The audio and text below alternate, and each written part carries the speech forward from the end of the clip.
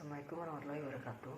Perkenalkan, nama saya Izra Ika Firdaus dari kelas Sistem Informasi B 2019 dengan NIM 1915036072. Di sini saya akan menjelaskan tentang cybercrime, yaitu hacking. Dan di sini apa itu cybercrime? Cybercrime adalah kejahatan dalam jaringan atau kejahatan daring yang dilakukan dengan melibatkan komputer dan internet.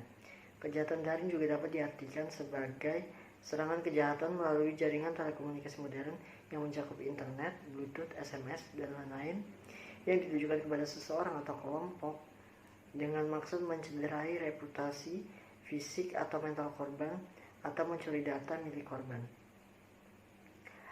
Dan di sini ada berbagai jenis kejahatan daring atau cybercrime.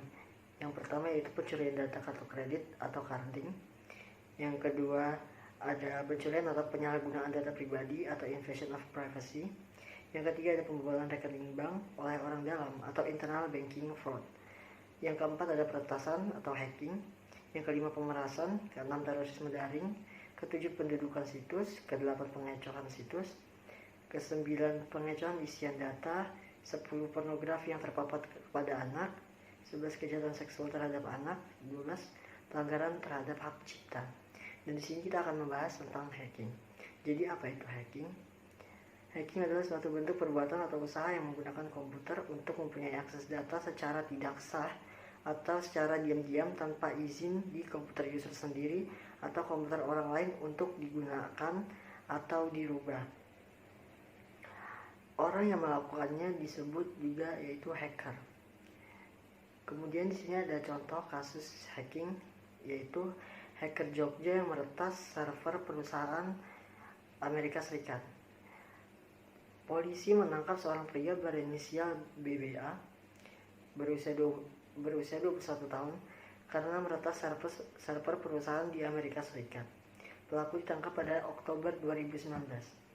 Kasubdit 2 Direktorat Tindak Pidana Siber Barreskrim Polri, Kombes Pol Rikinaldo Khairul menjelaskan tersangka menyebarkan tautan email ke 500 akun email yang berada di luar negeri. Salah satu korbannya adalah sebuah perusahaan di San Antonio, Texas, Amerika Serikat. Dengan melakukan peretasan, tersangka dapat menyedot data-data korban.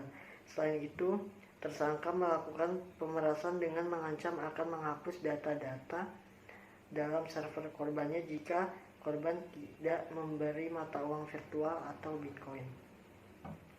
Kemudian ada cara mencegah hacking, yaitu yang pertama, jangan sebarkan data pribadi sembarangan kepada siapapun di sosial media, karena kita tidak tahu apabila suatu saat ternyata ada seseorang yang tahu tentang data pribadi kita kemudian mencoba untuk meretas menggunakan data pribadi kita. Yang kedua yaitu matikan wifi atau bluetooth bila tidak dipakai, karena seorang hacker dapat meretas melalui wifi ataupun bluetooth.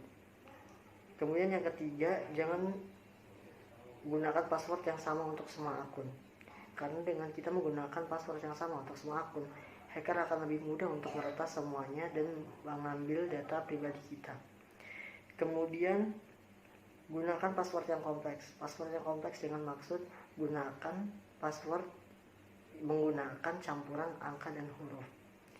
Kemudian yang kelima, periksa permission atau pemasangan izin aplikasi agar kita tidak sembarangan dalam menginstal aplikasi, agar terhindar dari serangan hacker yang membuat sebuah aplikasi dengan tujuan untuk meretas data kita.